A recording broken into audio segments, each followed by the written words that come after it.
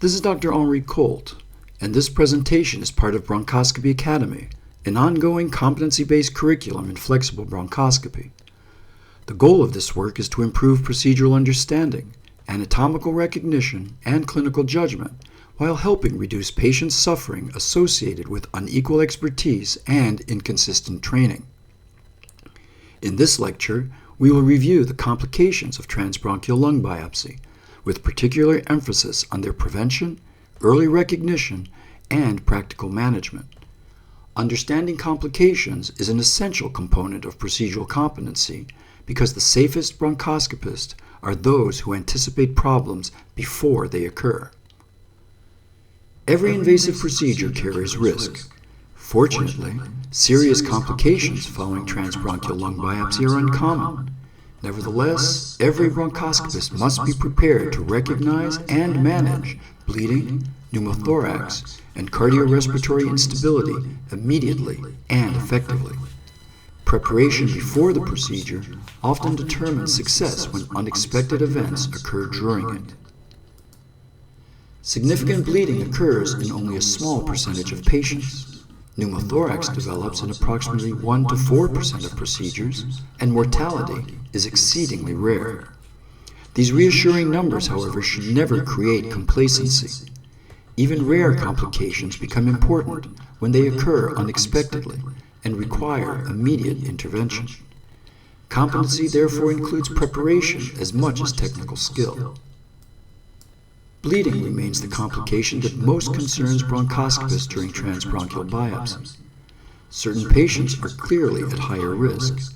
These include individuals with coagulation disorders, thrombocytopenia, platelet dysfunction, renal failure, anticoagulant therapy, or treatment with potent antiplatelet medications such as clopidogrel.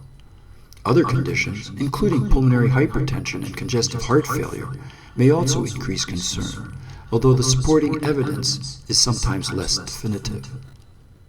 Importantly, morbidity often results not from blood loss itself, but from airway obstruction. Even relatively modest volumes of blood can fill the trachea and main bronchi, impair ventilation, produce hypoxemia, and rapidly lead to respiratory compromise. Understanding airway physiology is therefore just as important as understanding hemostasis. Knowledge of bronchial vascular anatomy helps explain why bleeding occurs. Unlike the pulmonary circulation, bronchial arteries arise from the systemic circulation and therefore carry systemic arterial pressure. In chronic inflammatory diseases such as bronchiectasis, tuberculosis, or cystic fibrosis, collateral vessels may enlarge considerably, increasing the potential for significant hemorrhage. The best treatment for bleeding is prevention. Careful pre-procedure evaluation, thoughtful patient selection, review of laboratory studies, adequate monitoring, and recognition of abnormal vascular anatomy all contribute to safer bronchoscopy. Equally important is procedural planning. Appropriate suction equipment, emergency medications, airway equipment, and sufficient space to manage emergencies should always be available before the first biopsy is obtained. Appropriate management of anticoagulant and antiplatelet medications is an essential component of procedural safety. Platelet counts should generally exceed 50,000 per cubic millimeter, and coagulation abnormalities should be corrected whenever possible. Particular attention should be given to clopidogrel. Clinical studies have demonstrated dramatically increased bleeding rates when transbronchial lung biopsy is performed while patients remain on this medication. Accordingly, clopidogrel should generally be discontinued several days before biopsy, whenever clinically appropriate. Proceduralists should refer to the most recent scientific studies in this regard. In contrast, aspirin alone has not consistently been shown to increase bleeding risk sufficiently to require discontinuation before routine TBLB. Management of warfarin, heparin, low molecular weight heparin, and newer anticoagulants should follow current institutional and specialty guidelines. Technical factors also influence bleeding risk. Maintaining the bronchoscope in a stable wedge position immediately after biopsy allows suction, tamponade, and direct assessment of bleeding before withdrawing the bronchoscope. Accidents have occurred because bronchoscopists are unable to reposition the bronchoscope sufficiently wedged into the segment from which bleeding occurs. If bleeding appears excessive, brief installation of ice saline may promote vasoconstriction locally and clot formation. Gentle suction is generally preferable to aggressive suctioning, which may simply dislodge newly formed clots. It is worth remembering that bleeding originating deep within the lung may not respond well to topical epinephrine because the source often lies beyond the reach of effective topical vasoconstriction, and too much topical epinephrine can cause cardiac arrhythmias. There are some special situations, and there are patient populations that require additional caution. Patients with pulmonary artery hypertension are not undergoing transbronchial biopsy to diagnose pulmonary hypertension itself. Rather, bronchoscopy may be required for another indication in a patient who also has pulmonary hypertension. Similarly, patients with renal failure often exhibit platelet dysfunction despite apparently acceptable laboratory values. Dialysis shortly before the procedure, correction of coagulation abnormalities, and in selected cases, administration of desmopressin and other drugs may reduce bleeding risk. These examples illustrate an important principle. Procedural decisions should always be individualized rather than based solely on laboratory thresholds. When significant bleeding occurs, priorities become very clear. First, establish and maintain a patent airway. Second, localize and control the bleeding. Third, prevent respiratory and cardiovascular deterioration. Maintaining the bronchoscope in the bleeding bronchus often provides immediate tamponade while allowing careful suctioning. At the same time, the patient should be turned into the lateral safety position with the bleeding lung dependent. This simple maneuver protects the opposite lung from contamination and preserves ventilation. If bleeding continues, balloon catheters, Fogarty catheters, bronchial blockers, or occasionally even rigid bronchoscopy may be required to isolate and tamponade the bleeding airway. A priority is ventilation. Large aliquots of ice saline remain an effective and readily available treatment in many situations. Perhaps one of the most important practical principles is this. Once a stable clot has formed and bleeding has stopped, resist the temptation to remove it immediately.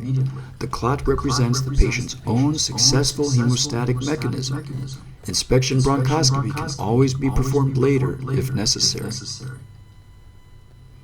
Learning to use accessory instruments such as dilating balloons or Fogarty catheters and tamponade balloons, as well as training in simulators, is crucial to be able to respond to complications.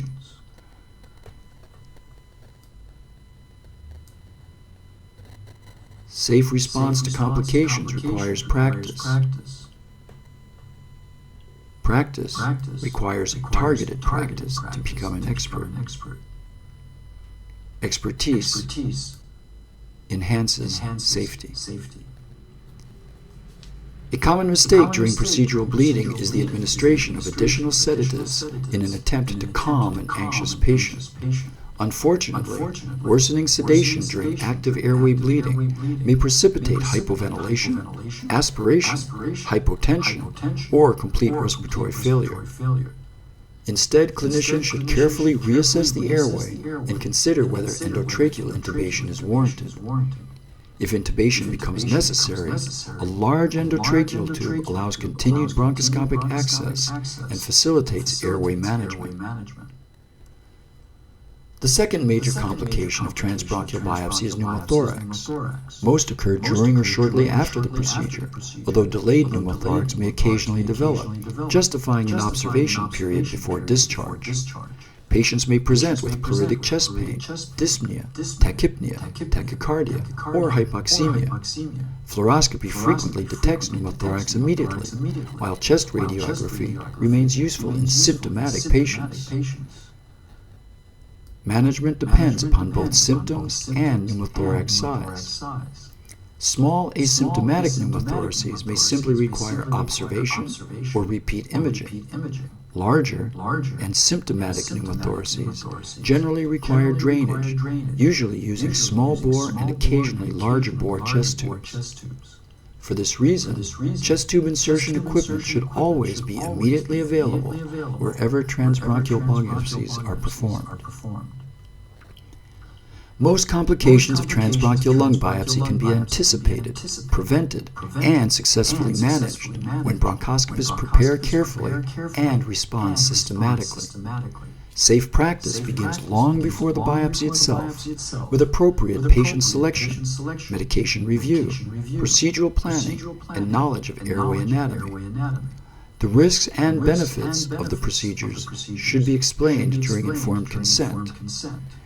The team should be well prepared, and this can be done during an appropriately timed time-out before the procedure commences. When complications occur, priorities remain straightforward. Maintain the airway, control bleeding, or treat pneumothorax promptly. Support respiration and circulation, and avoid creating additional problems through hurried or poorly considered interventions.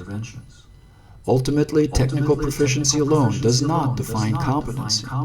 True competency is demonstrated by calm judgment, thoughtful preparation, and the ability to respond effectively when procedures do not proceed exactly as planned.